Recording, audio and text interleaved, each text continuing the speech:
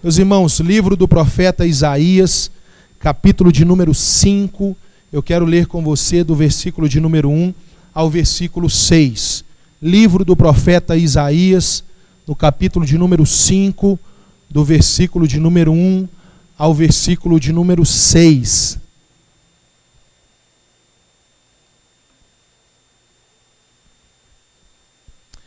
Isaías capítulo 5, a partir do versículo 1 ao versículo 6, texto relativamente grande, 6 versículos, é um cântico, e eu gostaria muito de ter a sua atenção para que faça sentido para você. Isaías capítulo 5, versículo 1, diz assim: Cantarei ao meu amado o cântico do meu querido, a respeito da sua vinha. O meu amado teve uma vinha num outeiro fértil.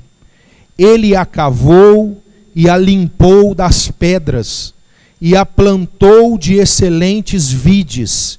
Edificou no meio dela uma torre, e construiu nela um lagar. E esperava que desse uvas, mas deu uvas bravas. Agora, ó moradores de Jerusalém e homens de Judá, julgai entre mim e a minha vinha. Que mais se podia fazer a minha vinha, que eu não lhe tenha feito? E como, esperando eu que desse uvas boas, veio a produzir uvas bravas, agora vos direi o que hei de fazer a minha vinha. Tirarei a sua cerca, para que sirva de pasto, derrubarei a sua parede, para que seja pisada, e a tornarei em deserto, não será podada, nem escavada, sarças e espinheiros crescerão nela. Darei ordem às nuvens, para que não derramem chuva sobre ela. Amém? Feche seus olhos no seu lugar, por favor. Vamos orar ao Senhor. Deus, em nome de Jesus, é a Tua palavra que lemos, e eu oro a Ti, Senhor, pedindo que o Senhor me dê graça, pedindo a Deus que o Senhor me dê sabedoria, lucidez, para pregar a Tua palavra, Pai. Eu oro a Ti, Deus, para que tenhamos aqui um ambiente de paz, um ambiente de graça, um ambiente, Senhor, onde o nosso coração possa ser alcançado por Tua palavra. Que o Senhor repreenda, Deus, das nossas vidas, do nosso coração, toda a dispersação, desatenção, tudo que queira roubar a nossa mente, Deus, deste lugar, ó Deus, levando os nossos pensamentos cativos, para nos perdermos daquilo que o Senhor tem para falar ao nosso coração. Repreenda, Senhor, que estejamos atentos à Tua voz, para que a nossa vida seja impactada e, consequentemente, transformada pelo poder da Tua palavra. É o que eu oro em nome de Jesus. Pode se sentar. Se você tiver com a sua Bíblia aberta, mantenha e dê um aplauso ao Senhor Jesus no seu lugar. Como no último final de semana, os nossos cultos são de apenas 1 hora, e a nossa pregação ela tem sido um tempo bastante inferior do que costumeiramente nós fazíamos antes da pandemia. Portanto, nada mais justo do que eu pedir a você ainda mais atenção. O tempo será curto e eu desejo que você não perca nada do que nós temos para falar ao seu coração. Eu quero pregar a você sobre este tema: Profeta Isaías, juízo e esperança. Meus queridos irmãos, eu tive acesso essa semana a um texto de uma jornalista, uma colunista do jornal Folha de São Paulo. Ela se chama Tati Bernardi. Ela já escreve há muito tempo na Folha de São Paulo, ela é famosa, conhecida, e ela escreveu um texto cujo título é Deus morreu no coronavírus? É uma pergunta.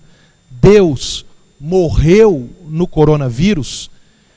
E ela, a partir do seu texto, ela afronta a fé cristã, falando sobre Deus, o quanto Deus saiu das nossas vidas nesse momento em que nós estamos vivendo.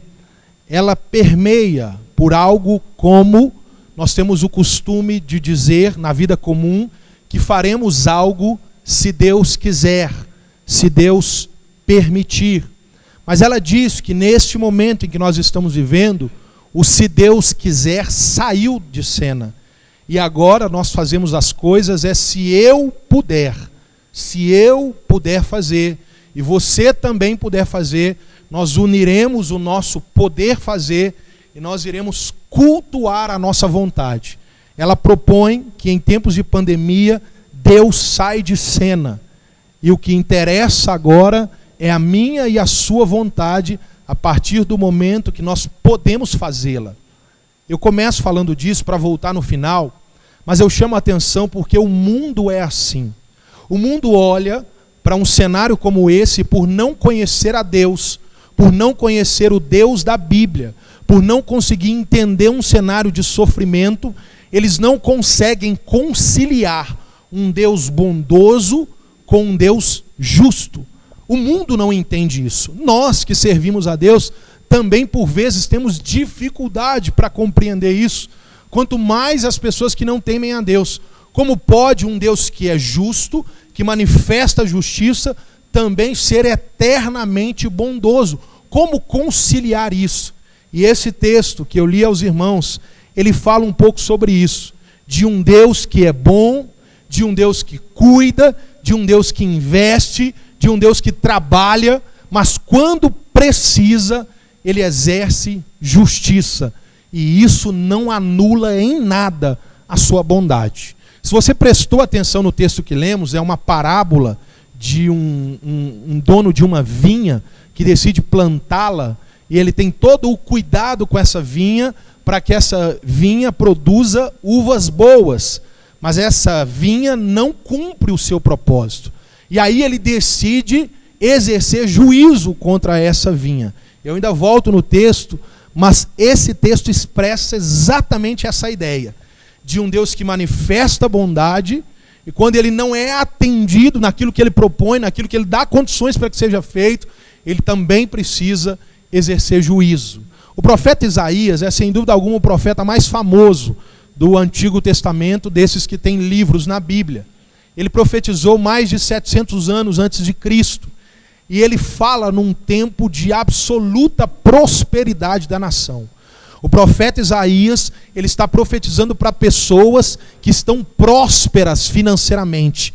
Se você pega o capítulo 1 do livro do profeta Isaías, você descobre que ele diz que havia abundância de prata e abundância de ouro. As pessoas estavam abastadas, ricas. Portanto, o cenário é esse, prosperidade financeira. Mas havia também um outro detalhe, era um cenário de prosperidade militar. Os exércitos de Israel estavam vivendo dias onde as nações vizinhas temiam a Israel. O texto fala para nós ainda no capítulo 1 que Israel tinha muitos cavalos de guerra. Cavalos de guerra é como se fossem os caças de hoje em dia, né? Os F-22 que passa um rasante, dá um tiro e destrói uma cidade.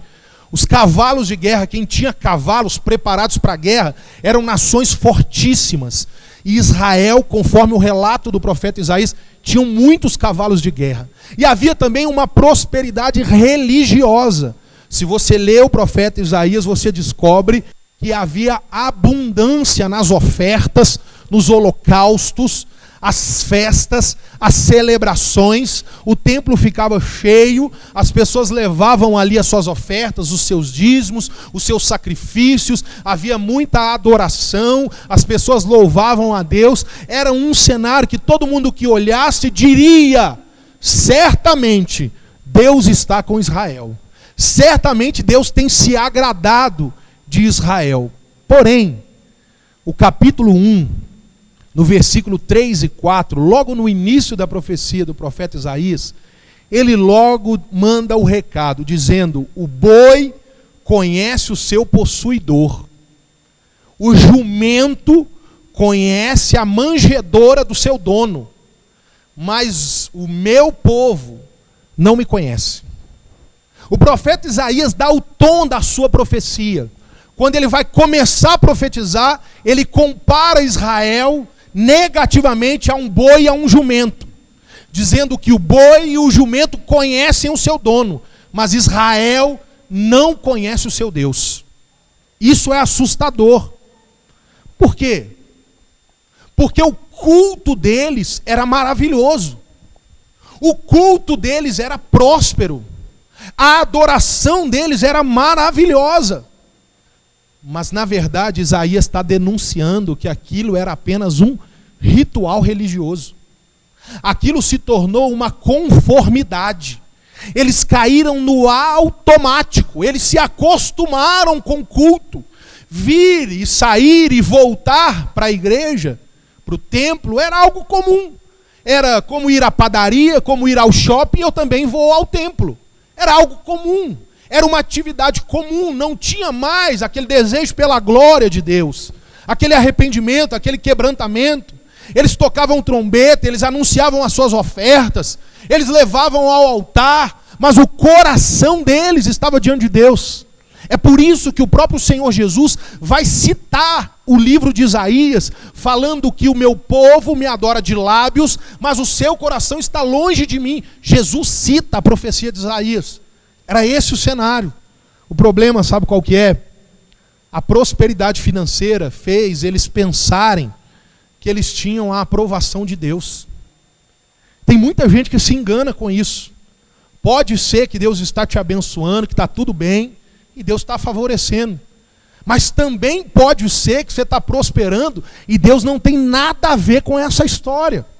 Eu me lembro de tempos atrás, aqui na igreja, aconselhar alguém aqui na igreja, que não pertence à nossa igreja, mas um jovem que havia adulterado, e o adultério que ele cometeu, ele engravidou essa mulher que ele traiu a esposa, e aí ele desfez o seu casamento. Eu estava aconselhando ali dentro, e aí eu ouvi dele que as pessoas estão dizendo que Deus não está se agradando dele, mas ele acabou de comprar um apartamento. Então, como que seria possível Deus não estar agradando dele se Deus permitiu ele comprar um apartamento?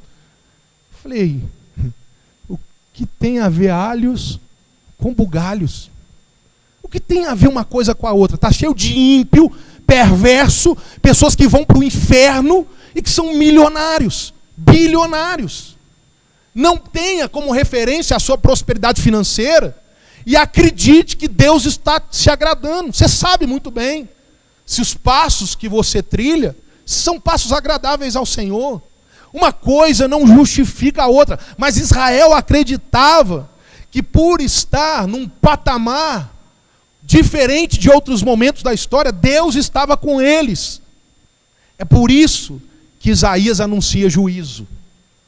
É por isso que Isaías vem anunciar o terrível, temível dia do Senhor.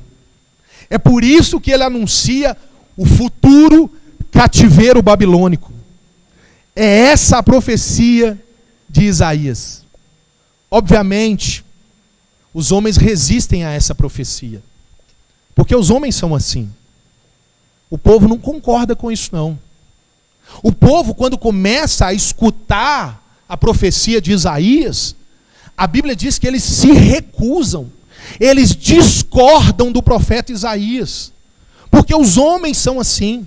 Os homens não são capazes de perceber as suas próprias mazelas. Não, muito pelo contrário.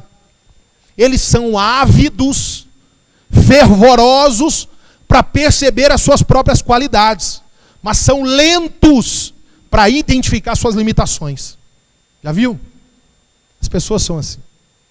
Me fala aí 3 qualidades. Eu sou um cara comunicativo, eu sou um cara bacana, eu sou gente boa. Me fala aí 3 defeitos. Será que eu tenho? As pessoas são assim. As pessoas têm a dificuldade de dizer, não, eu preciso de mudança. E as pessoas do livro do profeta Isaías também é assim. Ele está profetizando, ele está anunciando juízo, e as pessoas não querem ouvir. Aí chega o capítulo 5. A história vai desenrolando. E o povo não quer ouvir. Aí chega no capítulo 5, onde o cenário parece ser o de uma festa judaica. Lembre-se que o povo judeu era um povo festivo, fazia muitas festas. E o texto parece estar num momento desse de festa, onde era comum, lembre-se que nós temos um livro na Bíblia que é o Cântico dos Cânticos. Nós temos os Salmos, que é uma compilação de poesias e cânticos. O povo judeu era um povo de cantar, pedir oportunidade, sabe? Dá uma oportunidade para eu cantar um cântico. O povo era assim. E o texto aqui é exatamente isso que acontece. Está tendo a festa, e aí o Isaías vai lá e pede uma oportunidade para cantar um cântico. Eu posso cantar um cântico? Eu chegando, né, cumprimento os irmãos com a paz do Senhor. Eu quero cantar um cântico para vocês. E o cântico dele, na verdade, é uma parábola. É o que nós chamamos na teologia de parábola acusativa. Onde o próprio ouvinte, ao ouvi-la, ele mesmo vai perceber que se trata dele. Uma parábola semelhante à mesma que Natã contou para Davi, quando Davi adulterou com Batseba e matou Urias. Você lembra que ele bate lá na casa de Davi e conta para ele uma história? E aí Davi, no final da história, fala: esse homem tem que morrer. E aí Natã olha para ele e fala: Davi, esse homem é você. A história leva a pessoa a querer juízo. E aí ela percebe que se trata dela. Parábola acusativa é assim. Vai contando e a pessoa: nossa, não pode ser assim. A conclusão, você percebe que fala de você. Isaías vai fazer isso. Ele começa com um cântico. Só que não é a respeito de Israel. Ele não fala que é de Israel. Ele fala, é a respeito de um homem que tem uma vinha. Vinha, você sabe muito bem, mas só para ficar mais claro, é uma plantação de uvas. Parreira de uva, né? Você lembra lá? Que a gente chamava, ou chama ainda, não sei. As parreiras de uva. E ele vai conduzir essa vinha. Só que o texto diz, um detalhe no verso 1, que essa vinha ela tem um local, final do verso 1. Ela foi colocada num terreno fértil, num outeiro fértil. E aí o texto diz, e ele não apenas colocou ela lá, ele cavou, ele tirou as pedras, e ele plantou excelentes vides. Ou seja, ele fez um excelente trabalho. Ele edificou no meio dela uma torre. A torre aqui fala de proteção. Ele colocou uma torre para proteger a vinha. E ele diz mais, e ainda construiu nela um lagar. Ou seja, para que ela desse frutos e prosperasse, crescesse. Aí o texto diz, e ele tinha uma expectativa, ele esperava dela uvas boas, mas ela deu uvas bravas, significa azedas. Ele trabalhou, ele limpou, ele plantou, ele cavou, ele construiu, mas na hora de buscar o fruto, a uva era azeda. Aí, ele faz uma pergunta, Isaías: agora, ó moradores de Jerusalém e homens de Judá, julgai entre mim e a minha vinha. Que mais que ele podia fazer que ele não tenha feito? Deixa eu te perguntar isso. Esse homem, ele não fez tudo que podia ser feito? Não tinha que cavar, não tinha que edificar. Ele fez o que tinha de se fazer. Não dá para questionar o que foi feito. Ele derramou tudo o que tinha. Aí ele faz uma pergunta: como ele esperava uva boa e ela produziu uvas azedas? Aí ele fala, portanto agora eu vou lá, verso 5, e eu vou tirar a cerca, a proteção, e ela vai virar pasto, vai ser pisada. Eu vou derrubar a parede e ela será pisada. E eu a tornarei em deserto, não será podada nem escavada. E vai nascer nela sarças e espinheiros. Olha para cá. Nesse momento, certamente o povo de Israel estava olhando para Isaías e pensando, é verdade. Esse homem tem direito de fazer isso. Esse homem não tem outra opção senão fazer isso. Aí chega o verso 7, esse não lemos. Aí ele vai falar para o povo de Jerusalém. Ele diz assim: a vinha do Senhor dos Exércitos é a casa de Israel, e os homens de Judá são a planta das suas delícias. Ele esperou que exercessem justiça, mas viu opressão, retidão, mas ouviu gritaria. Olha para cá. Quando chega no verso 7, que o coração daquele povo está seduzido pela parábola, pelo cântico, fazia parte da cultura deles. Aí Isaías decide explicar a parábola. Ele mostra para eles que a vinha trata-se de Israel. E o vinhateiro, o dono da vinha, é o Senhor. E aí eu te lembro que o verso 1 diz que aquela vinha foi colocada num terreno fértil. Você se lembra?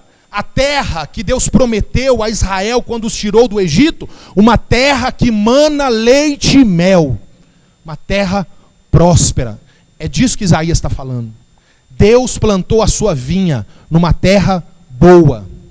E mais, o vinhateiro limpou as pedras. O que Deus fez quando o povo entrou na terra prometida? Deus limpou e tirou os inimigos diante de Israel. Limpou, tirou tudo. E Deus cavou, o texto diz que o vinhateiro cavou. Ou seja, eles ali plantaram, criaram raízes. Eles ali estiveram estabelecidas as suas famílias. Só que com o passar do tempo, Deus veio requerer o que ele esperava. Porque ele depositou, ele investiu, a vinha é dele, é direito dele, ele é o dono da vinha. E quando ele foi requerer do seu povo uvas doces, um bom fruto, um fruto agradável, palatável, as uvas eram azedas. Deixa eu falar uma coisa para você. Você acha que Deus não tem expectativa na sua vida? Se você acha que não, você está enganado. Deus tem feito um bom trabalho sobre a sua vida, de te preservar em vida, de preservar a sua família, preservar a sua saúde. Deus tem te cercado, tem cavado, tem plantado, tem semeado. Mas Deus não está fazendo isso em vão. Há uma expectativa em Deus com relação a que tipo de fruto você vai produzir. E Deus vai requerer isso. Só que esse texto mostra que quando Deus vem, quando Deus se apresenta, e aí ele entende que o que ele esperava não se cumpriu, ele manifestou a sua bondade, ele agiu de misericórdia. Aquela vinha não precisava ser plantada, mas ele quis fazê-lo por amor e graça. Ele fez isso. Mas quando não é cumprido, nós conhecemos a justiça de Deus. Aí o profeta Isaías muda o discurso, dizendo: vocês não concordam comigo que o dono da vinha tem direito de fazer com ela o que ele quiser? E ele tem direito de derrubar a proteção dela e permitir que ela seja pisada? Eu olho para esse texto e eu penso sobre a igreja contemporânea, nos dias de hoje. E para falar mais especificamente da igreja brasileira, nós vivemos num cenário maravilhoso, onde os crentes mais antigos foram perseguidos no nosso país. Onde quando você para conversar com um crente mais antigo, andar com uma Bíblia era produto de escarnecimento para ímpio. Mas nós tivemos um avanço, um progresso, um crescimento. Deus foi cavando, prosperando, abençoando, cercando, limpando os caminhos. Mas há uma expectativa de Deus em cima da igreja de colher uvas doces. Que a sua palavra não seja deturpada.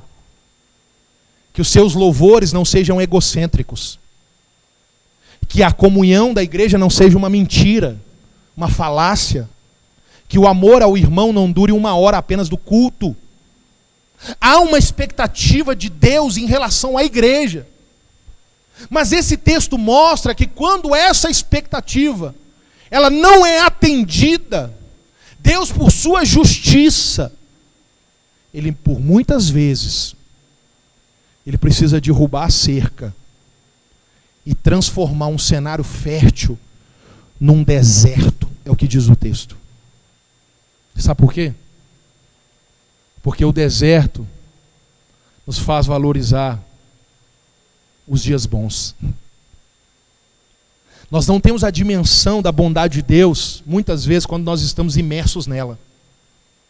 Quando você está vivendo a bondade de Deus, muitas vezes você, por erro seu, do seu coração, da sua falta de percepção, da sua falta de sensibilidade por Deus, você fica tão sufocado com essa bondade de Deus, que você não consegue perceber o quanto que Deus está sendo bom. Aí Deus parece que precisa te dar um susto, um sacode, para você diferenciar a bondade da justiça, do juízo. Uma coisa não anula o outro. Deus continua sendo justo e continua sendo bom, mas Ele vai nos dando experiências do seu caráter. Ele vai nos fazendo conhecer quem Ele é.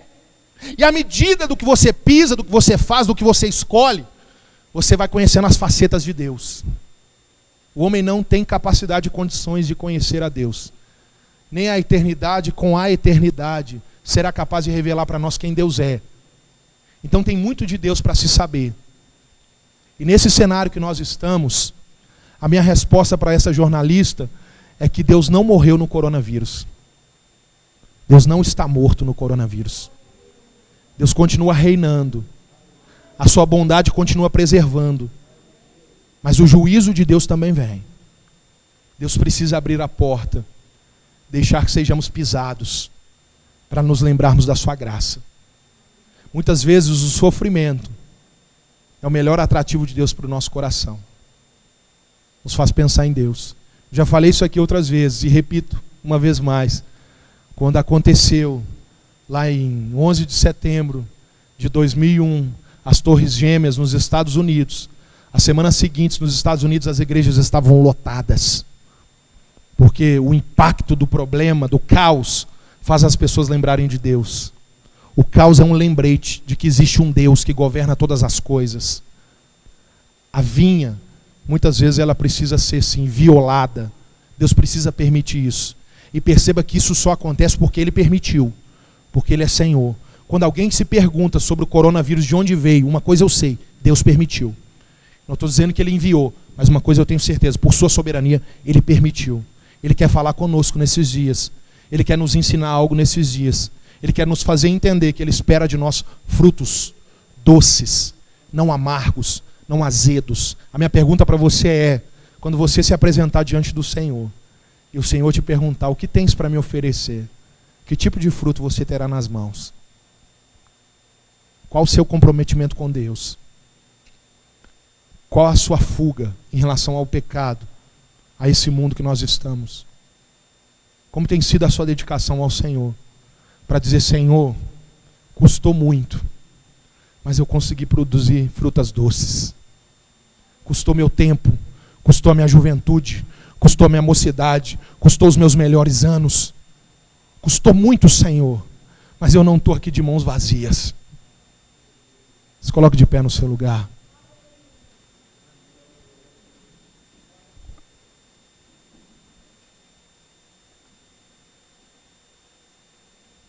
Eu ainda estou pregando, só para que eu te fale isso de pé.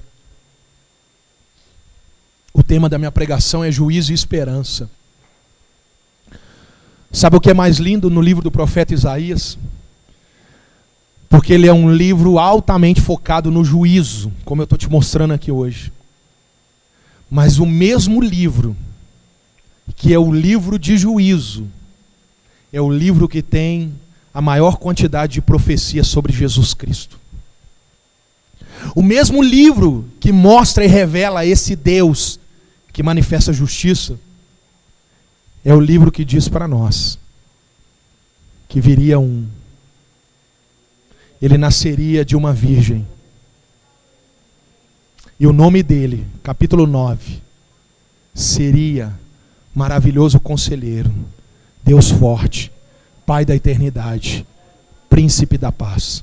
Capítulo 7, ele nasceria de uma virgem. Capítulo 9, revela-nos o nome dele, o Emanuel, o Deus conosco. O capítulo 53 é uma descrição do seu amor, a esperança da cruz. Ele foi levado como uma ovelha muda perante os seus tosqueadores. Nele não havia beleza ou formosura, nada que nos atraísse. Mas Ele levou sobre si as nossas dores, as nossas iniquidades, os nossos pecados, as uvas azedas, a falta de produção de fruto, a expectativa que Deus depositou em nós, Ele levou sobre si lá na cruz, para nos mostrar que há esperança, que Cristo em nós existe possibilidade. Eu quero orar pela sua vida, mas mais do que isso, eu quero pedir a você que você saia daqui a pouco, pensando sobre que tipo de fruto você tem produzido. Esse cenário em que estamos é um cenário poderosíssimo para produzir frutos para a glória de Deus. É um cenário onde está mais fácil aparecer os que são diferentes. Porque é um cenário de caos, de desesperança, de falta de fé, que se levanta alguém falando que acredita, esse alguém se destaca. Porque é tanta gente sem esperança, eu te convido para ser essa pessoa. Feche seus olhos. Deus, em nome de Jesus, Pai, nós te damos graças. Graças te damos, Senhor, porque o Senhor fala por meio da tua palavra.